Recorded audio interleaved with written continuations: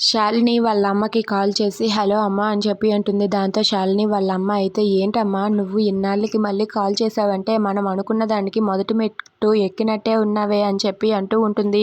అది వినగానే శాలిని అయితే అవునమ్మా నువ్వు అనుకున్నదే జరిగింది. ఆ జగదీశ్వరి నాకు ఈ ఇంటి హోదాని ఇవ్వబోతుంది అని చెప్పి అంటుంది. అది వినగానే అక్కడ ఉన్న శాలిని వాళ్ళ అమ్మ అయితే చాలా సంతోషిస్తుంది. ఇంతలో అటుగా చంద్రకళ వస్తుంది.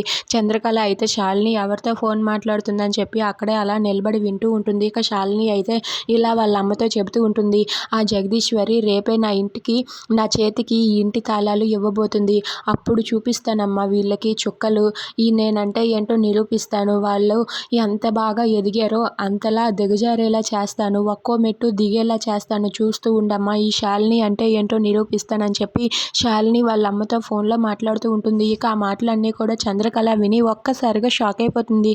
ఇక శాలిని అయితే వాళ్ళ అమ్మకు మాట ఇస్తుంది. ఆ జగదీశ్వరి కన్నీరు చుక్కలు రోజు కారుతూ ఉంటాయి. చూస్తూ ఉండమ్మా అని చెప్పి వాళ్ళ అమ్మకు మాట ఇస్తుంది. ఇక అది వినగానే అక్కడ ఉన్న చంద్రకళ ఒక్కసారిగా షాక్ అయిపోతుంది. ఇక శాలిని అయితే వాళ్ళ అమ్మతో ఫోన్ మాట్లాడి అక్కడి నుండి వెళ్ళిపోతుంది. ఇక చంద్రకళ అయితే ఇలా అనుకుంటూ ఉంటుంది. ఏంటి అంటే ఇన్నాళ్ళు శాలిని మా అందరినీ మోసం చేస్తూ వస్తుందా? శాలిని ఇలాంటిదా అని నేను అస్సలు ఊహించలేదు. శాలిని గురించి ఇప్పుడే నిజం తెలుసుకున్నాను కదా! ఆ ఇంటి తాళాలు శాలినికి అందకుండా చేయాలి. ఎలాగైనా సరే శాలిని ఆ ఇంటి తాళాలు అందుకోకున్నా నేనే అందుకోవాలి. ఏదో ఒకటి చేసి భావన ఒప్పించి నేనైతే ఆ ఇంటి తాళాలు అందుకుంటాను. ఆ తర్వాత శాలిని ఆటలన్నీ కట్టిస్తానని చెప్పి చంద్రకళ అనుకుంటూ ఉంటుంది.